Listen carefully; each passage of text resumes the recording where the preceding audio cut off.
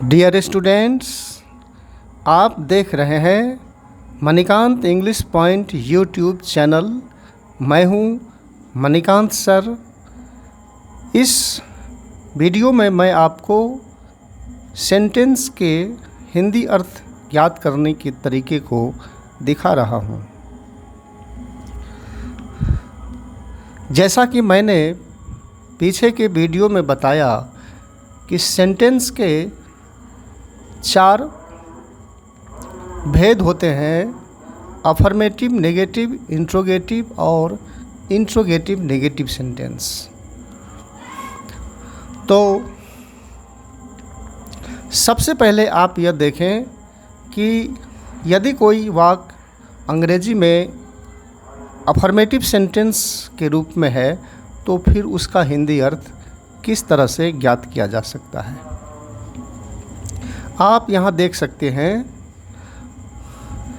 किसी भी affirmative sentence के हिंदी अर्थ को निकालने के लिए सबसे पहले आप यह देखें कि उस वाक्य में एक वर्ब आए हैं या 2 वर्ब आए हैं।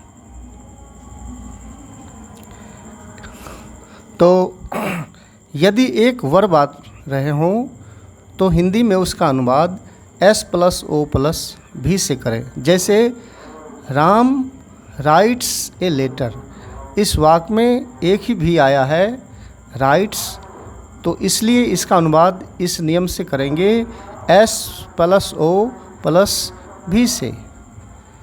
तो S मांगा जा रहा है, S क्या है? राम, तो राम दे देंगे। और फिर O मांग रहा है, O क्या है? ए लेटर, एक पत्र, और भी बराबर राइट्स, और राइट्स बराबर लिखता है। तो इस तरह से राम राइट्स ए लेटर बराबर राम एक पत्र लिखता है। अब मैं दूसरा उदाहरण दिखा रहा हूँ। यदि अंग्रेजी के वाक्य में 2 प्रकार के वर्ब हों तो 2 प्रकार के जब वर्ब होते हों तो उसे आप इस नियम पर बनाएं S+O+FV+HV से।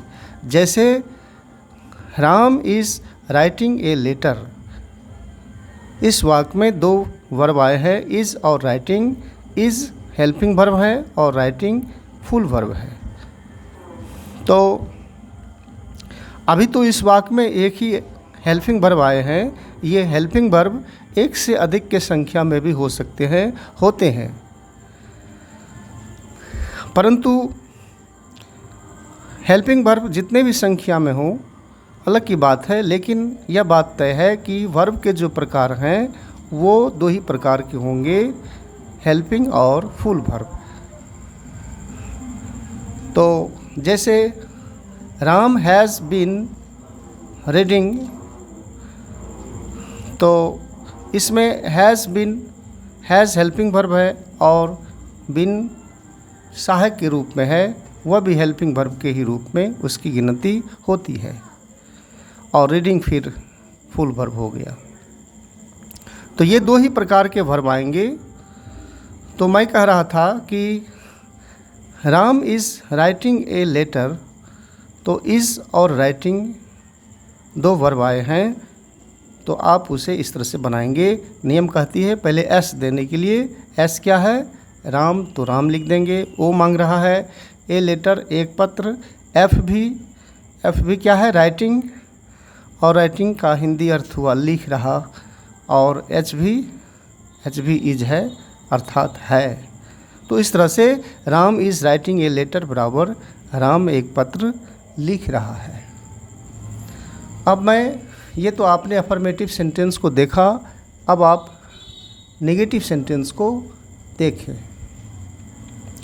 नेगेटिव सेंटेंस में आप देख सकते हैं, जैसे Ram does not write a letter, तो इसमें इसका हिंदी अर्थ याद करेंगे S+O+ नहीं +V से। जैसे Ram does not write a letter में पहले एस मांग रहा है। एस क्या है? राम, तो राम देंगे। ओ मांग रहा है, ओ क्या है?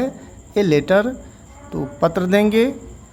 और फिर नहीं मांग रहा है तो नहीं, और भी देंगे, तो भी क्या है?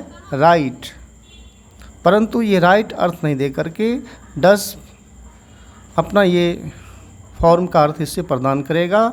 ये राइट्स हो जाएगा अर्थ के सेंस में, और इस राइट्स का हिंदी अर्थ प्राप्त होगा लिखता है। तो इस तरह से राम पत्र नहीं लिखता है। इसी आधार से तो यहाँ पर यह दिखाया गया है कि यदि वाक्य में डू, डस और डिड हो तो वो डू, डस, डिड अपना निजी अर्थ हेल्पिंग वर्ब के सेंस में नहीं देता है, और यहाँ डज हेल्पिंग वर्ब के रूप में है, इसलिए अर्थ नहीं दिया है। अब आप इसके दूसरे उदाहरण को देख सकते हैं। यहाँ लिखा हुआ है you are not eating a mango. तो वाक्य में दो वर्ब आए हैं, आर और ईटिंग। यद्यपि इस वाक्य में भी दो वर्ब हैं, डस और राइट, परंतु ये डू, डस, डिड स्पेशली अलग से लिखा गया है। तो वाक्य में दो वर्ब आए हैं, और नेगेटिव सेंटेंस जो भी हो उस वाक्य में दो वर्ब अवश्य आएंगे टेंस के सेंस में। यहाँ डज वाक्य में अलग से आए हैं, इसलिए यह डज अपना अर्थ नहीं देता है।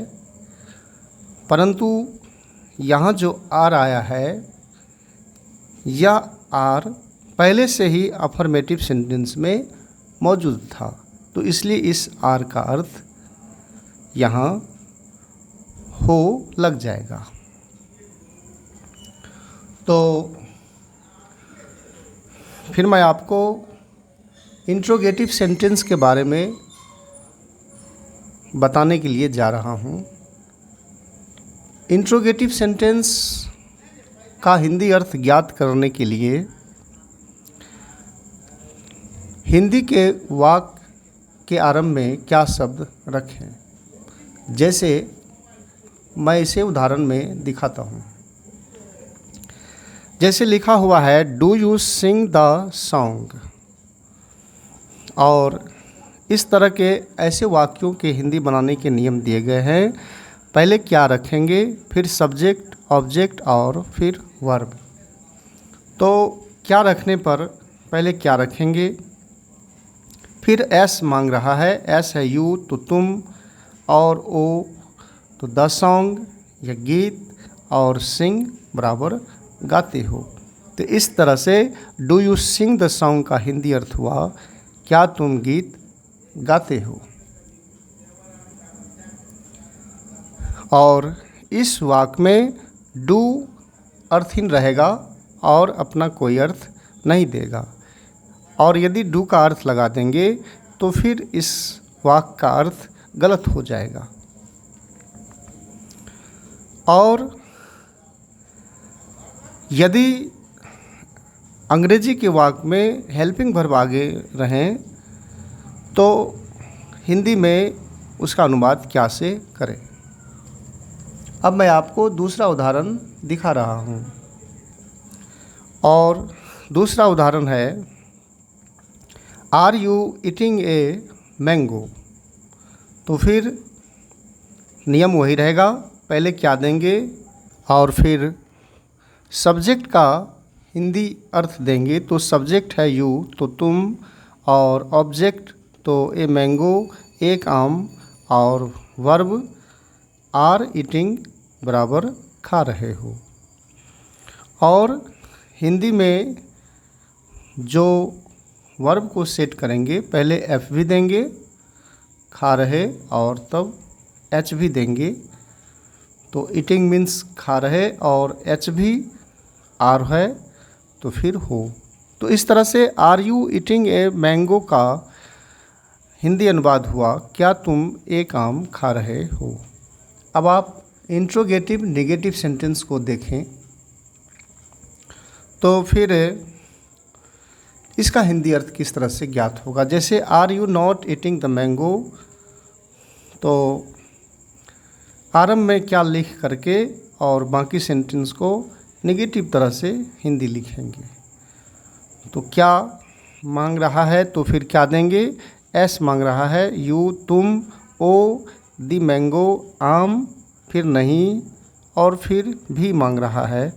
तो भी है आर और ईटिंग, तो आर ईटिंग बराबर खा रहे हो, और अर्थ इस तरह से ज्ञात कर सकते हैं। हिंदी में पहले एफ भी देंगे, एफ भी क्या है, ईटिंग, और ईटिंग मीन्स खा रहे, और एच भी जो हेल्पिंग वर्ब हैं आर, और आर बराबर हो। तो इस तरह से are you not eating the mango का हिंदी अर्थ हुआ, क्या तुम आम नहीं खा रहे हो। अब मैं आपको डज वाले सेंटेंस को दिखा रहा हूँ। तो जैसे है, does Ram not eat the mango. अब यहाँ जो डज आया है यह अर्थहीन हो जाएगा, क्योंकि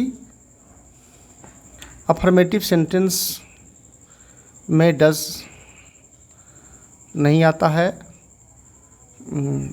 राम ईट्स द मैंगो का ये इंट्रोगेटिव है,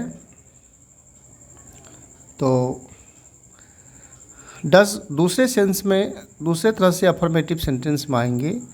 जैसे राम डज हिज वर्क, तो ये अलग की बात है, लेकिन यहाँ डज का अलग सेंस है। Does Ram not eat the mango, तो क्या हमने लिख दिया, एस है, राम तो राम लिखा, फिर ऑब्जेक्ट है द मैंगो आम, फिर नहीं तो फिर नहीं, और भी क्या है, भी है इट, लेकिन इट का अर्थ नहीं दे करके इट्स का अर्थ देंगे। क्यों? क्योंकि यह डज जब अपने अर्थ से माइनस होगा तो अर्थ तो नहीं देगा, लेकिन यह अपना टेंस फॉर्म इट को प्रदान करेगा। डज V5 है, और V5 में एस या ES लगता है, तो इट में एस लगा देने से इट्स हुआ, और फिर इस तरह से इट्स बराबर खाता है। तो इसी तरह से यह भी सेंटेंस है, will you not play cricket, क्या तुम क्रिकेट नहीं खेलोगे। तो इस टॉपिक में मैंने आपको जो सेंटेंस के 4 प्रकार हैं, अफर्मेटिव, नेगेटिव, इंट्रोगेटिव और इंट्रोगेटिव नेगेटिव, और इसे किस तरह से इसका हिंदी अर्थ ज्ञात किया जा सकता है, मैंने इसे दिखाया। और अब नेक्स्ट जो वीडियो है उसमें मैं आपको आने वाला जो अध्ययन है वो यह है WH क्वेश्चन का हिंदी अर्थ ज्ञात करना। तो इसे हम लोग आगे की वीडियो में पढ़ाई करेंगे, और इन्हीं शब्दों के साथ यह जो चैप्टर है यहीं समाप्त होता है।